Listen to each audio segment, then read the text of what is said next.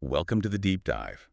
Our job here is really to cut through all that noise, the information overload, and get you straight to the nuggets of knowledge that actually matter. Today, we're doing a deep dive into some key global stories, things that have developed just in the past 12 hours or so. We're focusing on what's really significant. It's true. Things move so fast, don't they? And figuring out the real significance of it all, that's the tricky part. We've got quite a range today. Some surprising politics in Europe, economic issues in Asia, geopolitical tensions heating up, but also some really interesting tech solutions. Solutions, right, and how they all kind of connect. Exactly. More connected than you might first think. Okay, so let's jump right in. France, a bit of a political earthquake there. Yeah. The parliamentary runoffs didn't go as expected. This left-leaning alliance, they pulled off a win against the far right. That feels like a big deal. It is a big deal. It's a significant shift in their political landscape. But the immediate thing, the really interesting part, is what happens next. This alliance, they're now trying to negotiate forming a minority coalition government. Minority coalition. Yeah. So unstable, needing constant support. That's often the case, yes. Bill by bill, basically. And that's why you're seeing the markets being, well, pretty cautious. Right, worried about policy clashes. Precisely. There are real concerns about, say, their stance on taxation, maybe higher corporate taxes, and how that meshes or doesn't with EU spending rules and fiscal frameworks. It could really test the Eurozone's stability. Makes sense. Okay, so from political shifts, let's pivot to economic disruption. China.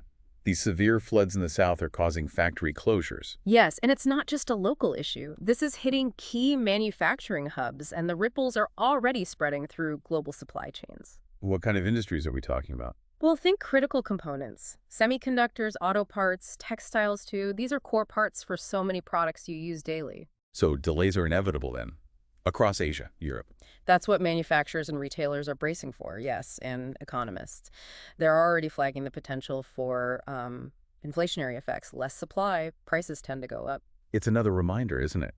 How something localized, like a flood, can have these huge global economic impacts. Absolutely. Very interconnected. Okay, let's turn to geopolitics now. Things feel pretty tense after Ukraine's long-range drone strike on that Russian airbase in Crimea.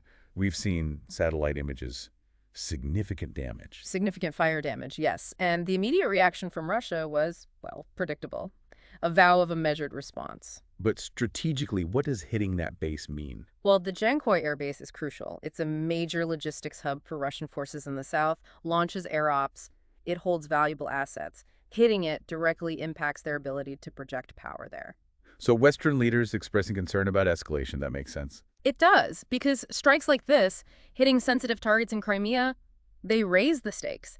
They increase the risk of a broader, potentially more intense Russian reaction. It could really shift things in Eastern Europe. Right. Heavy stuff. But amidst all this, you mentioned innovation. Brazil using tech against wildfires. Yes, this is quite a forward-looking development. Brazil has launched a new drone program using AI specifically to combat the Amazon wildfires. AI-enabled drones. Uh-huh. How does that work exactly? So these aren't just eyes in the sky. They're using machine learning, thermal mapping in real time, even predicting where hotspots might pop up next. It allows them to coordinate the ground teams much, much more effectively. That sounds incredibly useful, especially in remote areas. That's the hope. The Amazon is vast, difficult to access. The government believes this tech could be key in saving remote villages, protecting biodiversity zones that are otherwise just unreachable in time. It's tech tackling an urgent environmental crisis head-on. So quite a whirlwind tour. We've gone from French politics, Chinese floods impacting supply chains, the conflict in Ukraine escalating, and now these high-tech drones in Brazil.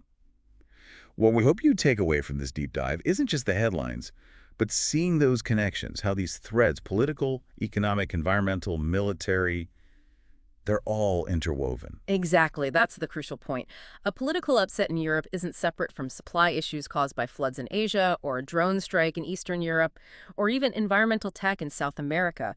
It all forms this incredibly complex web, and a change in one part sends ripples everywhere else, shaping the world you live in. Understanding those connections, that's really key to navigating it all. It really makes you think what seemingly small event happening right now, somewhere else entirely, might be the start of the next big wave affecting us all.